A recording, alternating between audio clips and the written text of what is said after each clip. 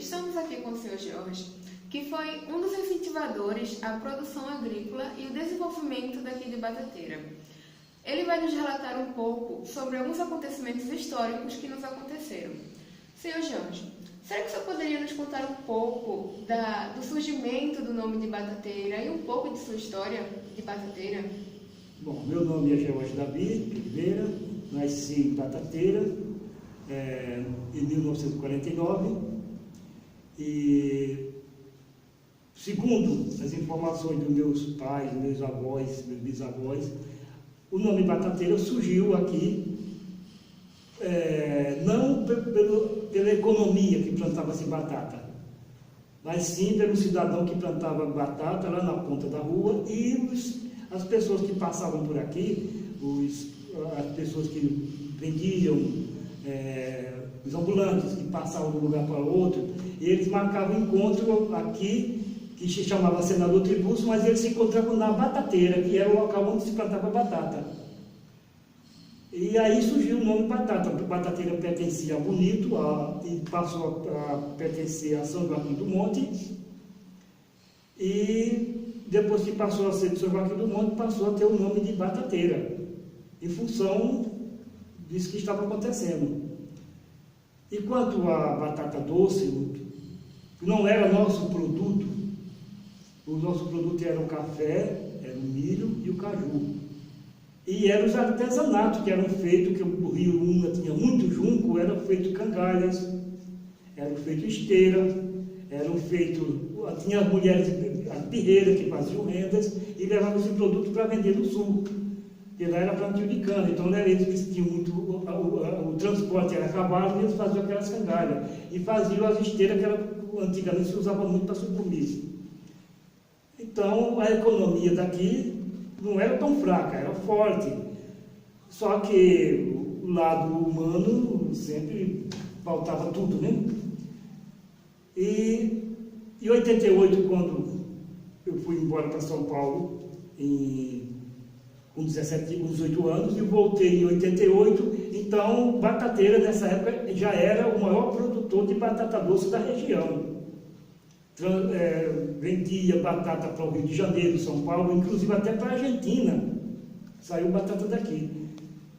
E foi colocado um projeto, através do governo Miguel Arraes, Gerivan, meu irmão, que era vereador, o deputado José Amorim, e conseguimos então uns benefícios para a Batateira, para poder melhorar a situação do agricultor. Porque na época da safra, a batata não tinha valor. Então, em cima disso aí, foi colocada uma fábrica de ração de batata doce, que era para vender para o sertão, que na época estava em crise, e foi tentado colocar uma fábrica de doce em Batateira. Então, houve uma luta para isso aí. Batateira passou a ter mais valor com a batata. Mas, infelizmente, trocou-se o governo e nada deu certo. Pelo que podemos perceber, o senhor sempre foi uma pessoa engajada em valorizar a questão da agricultura daqui de Batateira. Não resta a menor dúvida. E chegou aos nossos ouvidos de que o senhor trabalhou em alguns projetos que trabalhavam nessa questão da valorização da produção de batata. Isso. Teve um projeto em especial que visou justamente isso na produção de adubo, utilizando a batata como matéria-prima. Será que o senhor poderia contar um pouco de como é que aconteceu isso? Não, o adubo não. O adubo era comprado para que as terras que estavam sem condições de produção de batata eram adubadas da batata. Então esse adubo não era tirado da batata, e sim colocado no plantio da batata. Entendeu?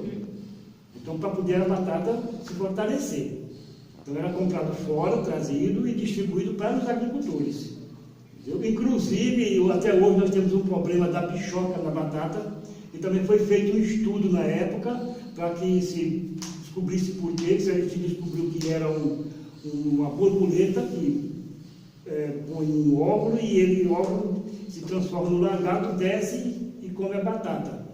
Então estava se arranjando um produto biológico, na época já se pensava nisso, mas não, infelizmente não deu certo, mas era isso que... Entendeu? Então, será que você poderia contar um pouco para a gente dos projetos que aconteciam aqui em Batateira, justamente que envolvia essa produção, a valorização da batata? Veja bem, a valorização da batata, ela era valorizada quando na entre safra. Na época que não chovia, era plantado nas vargens e por falta de não ter batata, de ser escasso, a oferta era menor que a procura, então se valorizava. Mas na safra mesmo, onde se plantava nos altos, de muita batata, o preço dela caía, e muito, e não compensava o agricultor. Já era um problema, porque os produtores, os agricultores, já tinham um grande problema para vender sua batata. Então, com esse programa que foi criado, se valorizou porque se conseguiu os derivados da batata. E um dos derivados era fazer a ração subsidiada pelo governo, fazer a ração para vender para o sertão, que na época estava em crise de seca, então se vendia para os fazendeiros do sertão, para alimentar o gado. E essa batata alimentava o gado, inclusive a produção de leite aumentava com a ração da batata. Então foi feito isso, e se empregou mais ou menos quase... Desse projeto se empregou mais de 10 pessoas, mais de 20 pessoas se empregou nesse projeto, que trabalhava 2 horários. E, por outro lado, subsidiou a batata e o agricultor passou a receber mais pelo seu produto, valorizando então o trabalho dele. Aí você poderia explicar para a gente como é que acontecia esse projeto? Veja bem, o governo emprestava o dinheiro para o agricultor plantar. Ele plantava. Ele fornecia o adubo, vendia o adubo num preço bom para entendeu? Um adubo subsidiado também.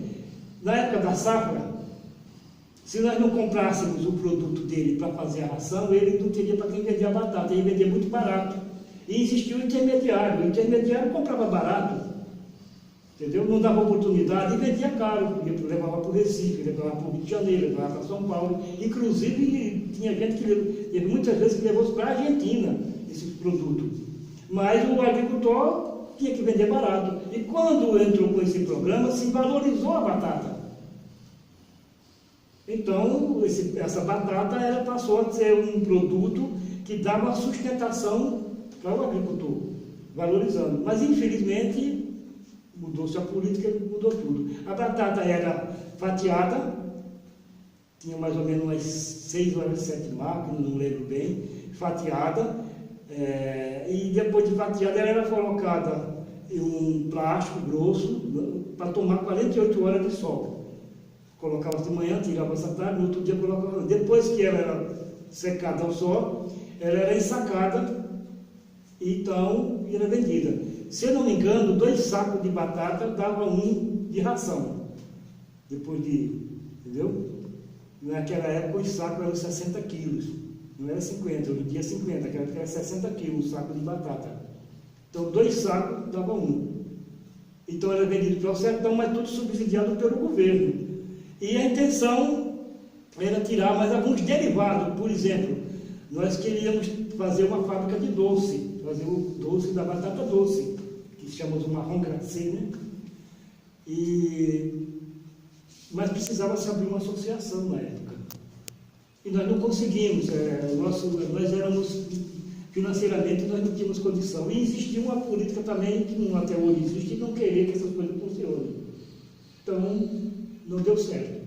Mas teve muitas coisas. Fazer o bolo da batata doce, entendeu? Fazer, se eu não me engano, tinha algumas outras coisas que não me lembro agora, mas tinha muitas coisas que eram tiradas do dentro da batata doce. O que ela foi analisada e se chegou à conclusão que, segundo os pesquisadores, que se uma pessoa comesse batata doce a vida inteira, ele estaria nutrido com todos os minerais e as vitaminas que o corpo humano precisa.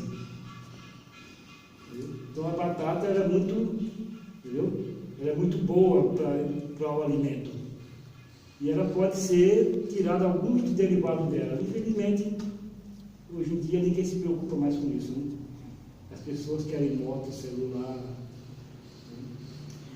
Bom, nós agradecemos por sua contribuição e que Deus o abençoe. Abençoe a todos nós, né?